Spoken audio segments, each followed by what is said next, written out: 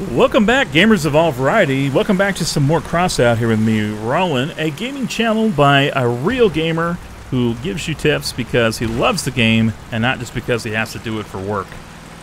In this channel, you're going to find some tips that maybe they don't want you to know on the official gaming channel, such as if you're flying around in your self-made aerial vehicle, you can strap on missile launchers and do some effective damage on it. You won't hear that on the official gaming channel. But there's many of us out there. You can check out IG Game, you can check out Intac, you can check out my channel here for real player-made gaming videos. But if you want to see a nice video from the creators of Crossout, you can also check out the Crossout YouTube channel too, where I was kind of responding to Sean there because I would argue with him that it might look the best, but I wouldn't call it the best channel out there for people who want to get all their info from Crossout. There's definitely something to be gained from my channel and from others who like mine. So watch all of us, and you decide what you like the best.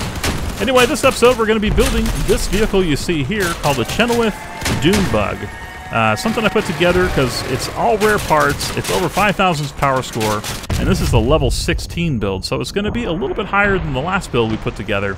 But definitely worth it if you are a mid-level and you don't have all the extra resources to go out and buy a bunch of purple parts or craft a bunch of purple parts because time permitted or whatever. You have a real life. You can't just play Crossout 24/7.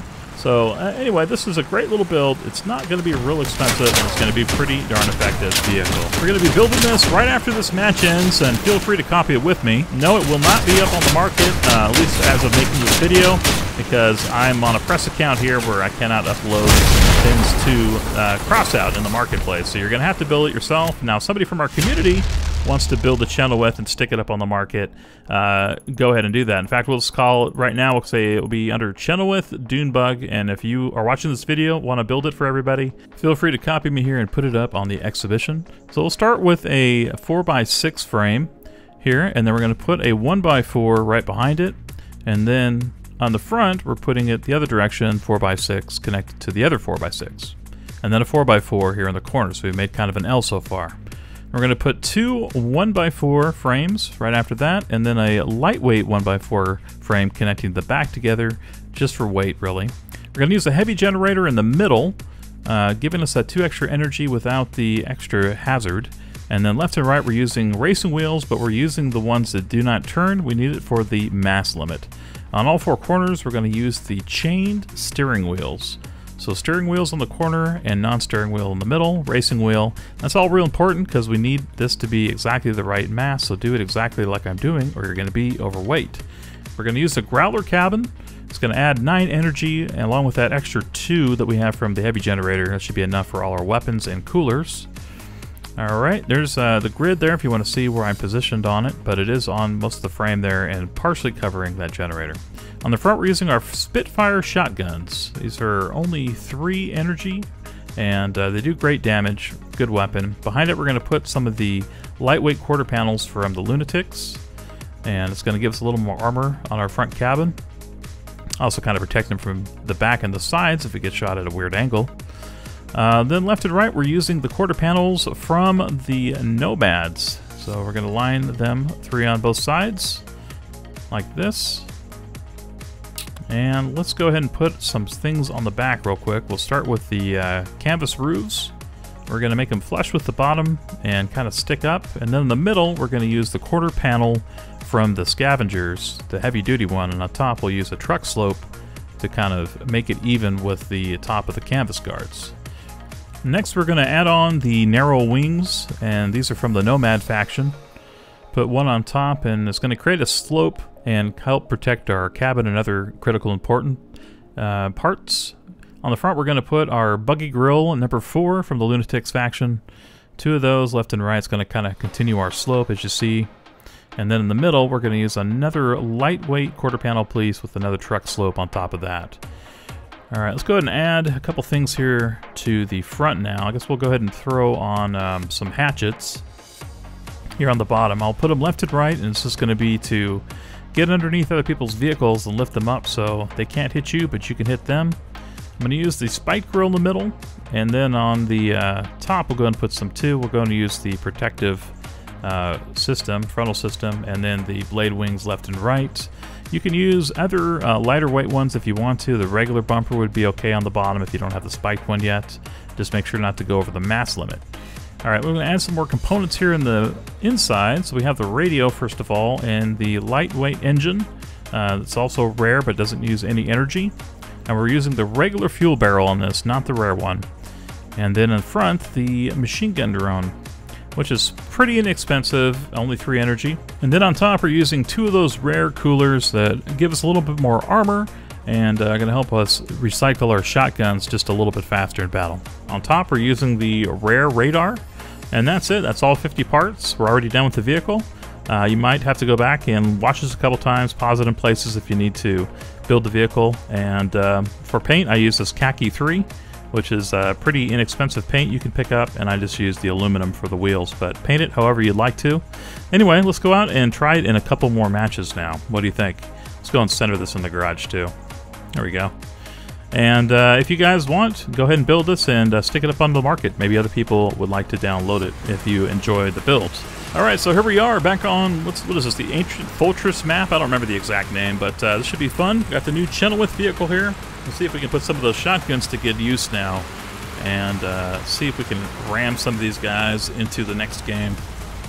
We'll go ahead and follow up, let's see, Joe this way, and we got a couple of the bots. What I usually like to do is try to meet up here on top and take out the other bots if I can, so our bots have something easier to hit. We got one guy here, Samantha is out. One bot down, and we got our machine gun up for the distraction and actually for the extra damage too. And it looks like we have Ashley, another bot, coming up here. Let's see if I can knock her out. It's pretty easy. There we go. There's a real player down here. Firestorm. Now, this is the nice thing about having our shotguns where they are. They're down low, so they're really hard to hit if the other players got their machine guns on top and you're in close proximity. So right now he's hitting me a lot, but he's stripping out the plates I have put above the Chenowth shotguns. Now the fire angle is a little bit of a problem, so what you can do is just stop and back up and then hit him back there. Let's see if we can strip out his rear wheels. Got one more here. There we go, got his cabin. Might have been better for me to knock out his rear wheel there, but we got his cabin structure nonetheless, which works. Now, I got my drone popped. I'm trying to put a little distance here between them, but what I'm going to probably do is come up here and ambush him when he comes up after me. See if we can push him away with our blades. And hit him with our shotguns again. There he goes, got to turn around, but unfortunately he's got a friend with him, so this is not looking real good. We did get his wheels off, and alright, got on top of him instead of underneath. Alright, let's see if we can not get hit by that cannon. Be bad news. We'll swerve around here. It's not looking real good for us, as a lot of our cabin integrity has already been taken away from the fighting before, but we do have 4 kills, so I would still call that a successful run, even though we just lost there. Alright, let's give it a try again in the next game. And I do like this map. It gives you more cover and more options here too. Kind of hide behind the trains, cars, and everything like that for good cover. So I can usually do a pretty good ambush on this map, which I like. Oh look, there's Gullyman84. I've played with him before. He's a good player. And he's got himself 2 of the epic shotguns on top of his. Those are great. They have the same power, actually, as these Spitfire shotguns we put on our vehicle, but they're 1 more energy, and then as you drive, they have a little charge up they do, so they put out a little bit better power if you can afford the epic versions. But these are a great value, and then with our 2 cooling units we have in it too, we're going to recycle super fast, in fact faster than somebody with a single epic cooler on theirs, as we're 200% better instead of just 150. Alright, let's go around here and see if we can push back. I was trying to lead him into this guy's cannon fire. You can do a pretty good amount of damage from medium range. I'm still getting a couple shots in there that are pretty nice. It's, no, of course, a lot better to be close to your opponent, but as long as you're within about this distance from him, you can at least get a couple reasonable shots in. Crap! He just went out, but he took out my friend too. You guys are going to pay for that. Alright, let's come up here and Leonidas. I played with him several times too, another good player from the Crossout community. Let's go and put him in the corner here and we'll finish him off real quick. Sorry, buddy. And up here on top, looks like that guy just got ambushed. So that's good news for us, as he had a cannon. He's definitely trying to put the hurt on us. Fortunately though, that canvas guard was stuck on the back along with the scavenger color quarter panel.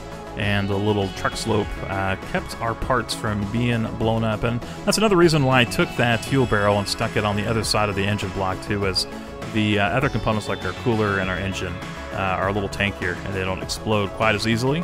There we go with the victory. Let's check out what we got for our score, and hopefully you guys will have as much luck with your Chenowth if you choose to build it for yourself or you get it off the market. Well guys, thank you very much for checking out the video here. Please leave a thumbs up if you enjoyed it, and leave a comment down below. Let me know what you guys have been up to in Crossout, and I'll see you in the next episode. Later!